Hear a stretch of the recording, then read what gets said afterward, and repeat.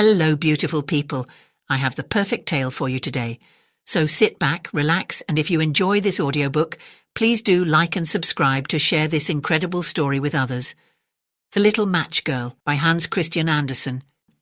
It was so terribly cold. Snow was falling and it was almost dark.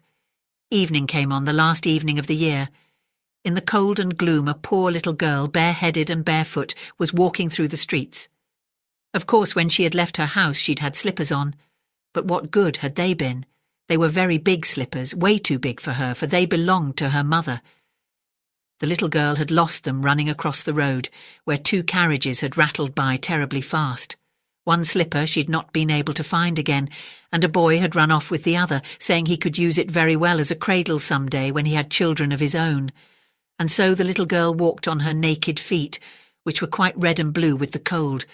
In an old apron she carried several packages of matches, and she held a box of them in her hand. No one had bought any from her all day long, and no one had given her a cent. Shivering with cold and hunger, she crept along, a picture of misery, poor little girl. The snowflakes fell on her long fair hair, which hung in pretty curls over her neck. In all the windows lights were shining, and there was a wonderful smell of roast goose, for it was New Year's Eve. Yes, she thought of that. In a corner formed by two houses, one of which projected farther out into the street than the other, she sat down and drew up her little feet under her. She was getting colder and colder, but did not dare to go home, for she had sold no matches, nor earned a single cent, and her father would surely beat her.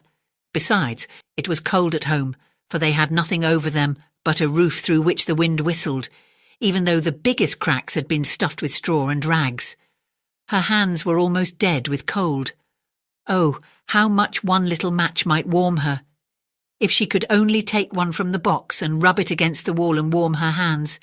She drew one out. Ouch! How it sputtered and burned!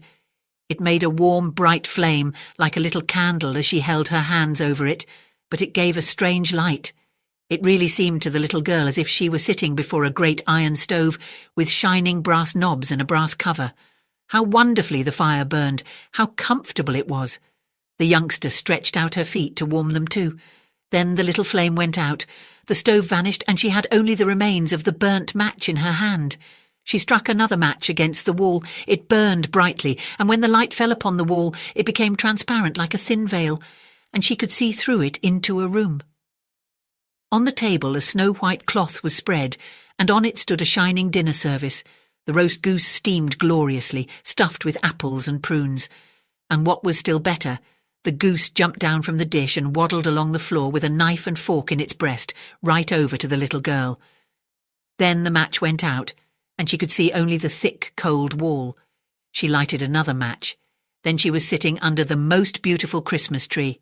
It was much larger and much more beautiful than the one she had seen last Christmas through the glass door at the rich merchant's home. Thousands of candles burned on the green branches, and coloured pictures like those in the print shops looked down at her. The little girl reached both her hands toward them. Then the match went out. But the Christmas lights mounted higher. She saw them now as bright stars in the sky. One of them fell down, forming a long line of fire. Now someone is dying, thought the little girl, for her old grandmother, the only person who had loved her and who was now dead, had told her that when a star fell down, a soul went up to God. She rubbed another match against the wall. It became bright again, and in the glow the old grandmother stood clear and shining, kind and lovely. "Grandmother," cried the child, "oh, take me with you. I know you will disappear when the match is burned out. You will vanish like the warm stove, the wonderful roast goose, and the beautiful big Christmas tree." And she quickly struck the whole bundle of matches, for she wished to keep her grandmother with her, and the matches burned with such a glow that it became brighter than daylight. Grandmother had never been so grand and beautiful. She took the little girl in her arms, and both of them flew in brightness and joy above the earth, very, very high, and up there was neither cold, nor hunger, nor fear. They were with God. But in the corner, leaning against the wall, sat the little girl with red cheeks and smiling mouth, frozen to death on the last evening of the old year. The New Year's sun rose upon a little pathetic figure. The child sat there, stiff and cold, holding the matches, of which one bundle was almost burned. She wanted to warm herself. the people said. No one imagined what beautiful things she had seen and how happily she had gone with her old grandmother into the bright new year. Thank you for listening. I hope you enjoyed the story, and if you did, please like, subscribe or comment to share this video with others. If you need a little something to help you sleep, check out my other stories or my relaxing insomnia relief sleep videos. I hope you all have the very best of days, and don't forget to come back soon for another terrific tale.